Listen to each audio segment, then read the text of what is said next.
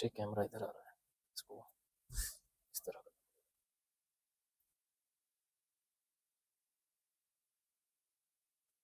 हाँ। तो अब तक हम जो डिस्कशन कर चुके थे, जो पहली वीडियोस थी उनमें, तो अकाउंटिंग इक्वेशन के फॉर्मेट तक हम समझ चुके थे। तो अब 2024 में टीएस गरेवाल का जो न्यू प्रिंट है उसमें जितने भी क्वेश्चंस हैं अकाउंटिंग इक्वेशंस के, उनकी मैं एक एक वीडियो डालूंगा और जो भी कुछ होता है वो टॉपिक वाइज करेंगे, ठीक है। अब क्वेश्चन नंबर 1 है, मैं क्वेश्चन जो है लगा दूंगा अलग से।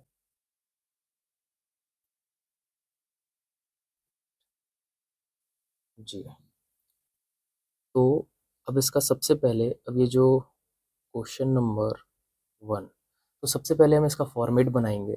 फॉर्मेट है आपका सीरियल नंबर, ट्रांजैक्शंस, और यहाँ आपका वही formula, assets is equals to liabilities plus capital. तो ट्रांजैक्शन नंबर 1 दी हुई है, स्टार्टेड बिजनेस विद कैश ₹45,000, तो हम यहाँ ट्रांजैक्शन में उसको लिखेंगे started business with cash ₹45,000. So in a business, if you consider business a separate entity, then the amount invested by the owner, it is to be termed as internal liability, and internal liability is to be termed as capital. तो capital 45,000 से बढ़ा, और business के अंदर एक संपत्ति आई यानी assets आए, और असेट्स भी किस नाम से, कैश नाम से। तो कैश यहाँ लिख देंगे 45,000 इक्वल्स टू ज़ीरो, लाइबिलिटी कुछ नहीं है, इंटरनल लाइबिलिटी इसका दूसरा नाम कैपिटल है, वो भी 45,000। अब एक चीज़ याद रखना, ये दो बार अमाउंट आते हैं तो ये दो अमाउंट नहीं है, ये एक मिरर रिफ्लेक्शन है। जैसे शीशे में हम खुद को देखें तो हम दो तो नहीं हैं, हम वही हैं, हमारा रिफ्लेक्शन वो है। तो एक जब फर्म यहाँ पर है और यहाँ पर ओनर है, इस ओनर ने पैसा डाला, हम अकाउंटिंग कर रहे हैं इस फर्म की, तो इस फर्म के पॉइंट ऑफ व्यू से इस फर्म के अंदर कैश बढ़ा कि नहीं बढ़ा। अभी कैश कहाँ से लिया, ओनर से लिया, तो ओनर के प्रति बिजनेस की लाइबिलिटी, इंटरनल लाइबिलिटी जिसका नाम कैपिटल है, वो भी बढ़ी, तो कैपिटल भी बढ़ी। तो दोनों तरफ हमने उस चीज को दिखाया है, ठीक। अब transaction number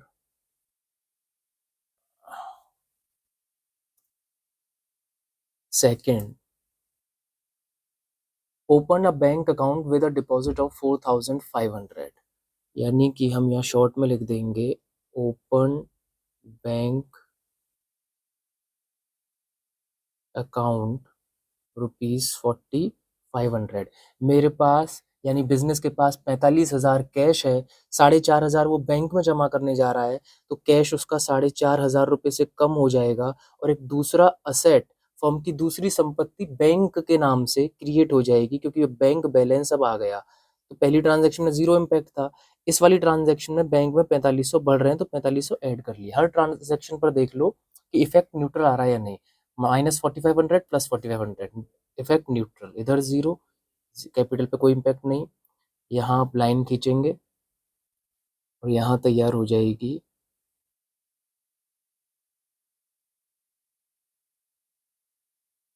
new equation.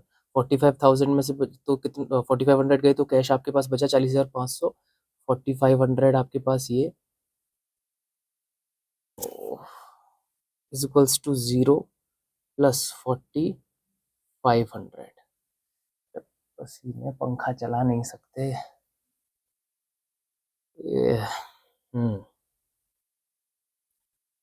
Third question, third transaction, bought goods from Messer Son and Company for 11,200.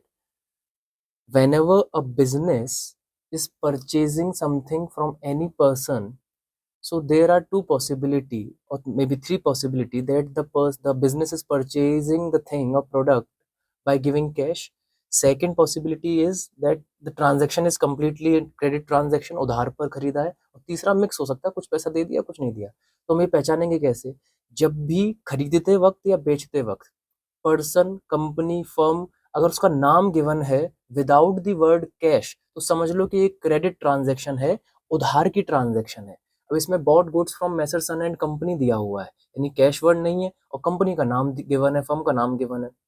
तो ये क्रेडिट ट्रांजेक्शन है, उधार की ट्रांजेक्शन है, इसका कैश पर कोई इम्पैक्ट नहीं है।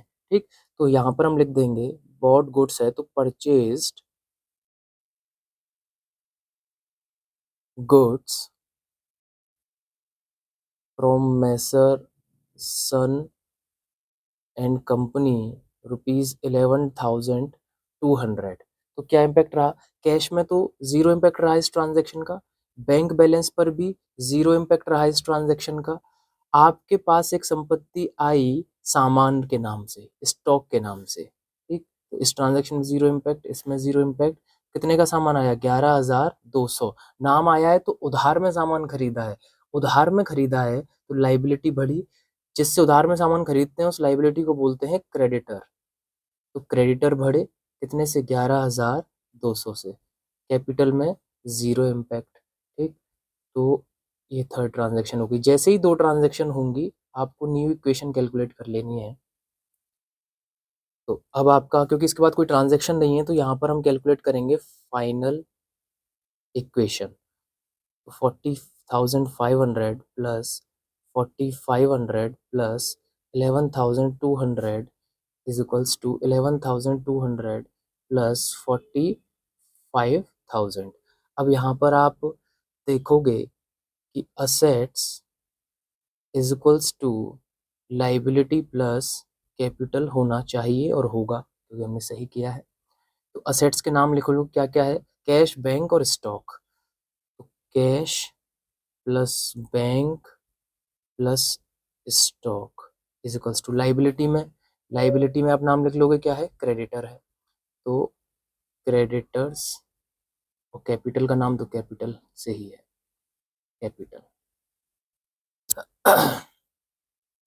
तो इनको आपने जोड़ा, 40 कैश 40,500 फाइनल बैलेंस, बैंक का 4,500 और 11,200 ये, तो ये आ गया 56,200, 56,200 इस साइड का, और इस साइड का भी 56,200। यानी कि हमारा क्वेश्चन ये सही तरीके से हो गया है। चलिए।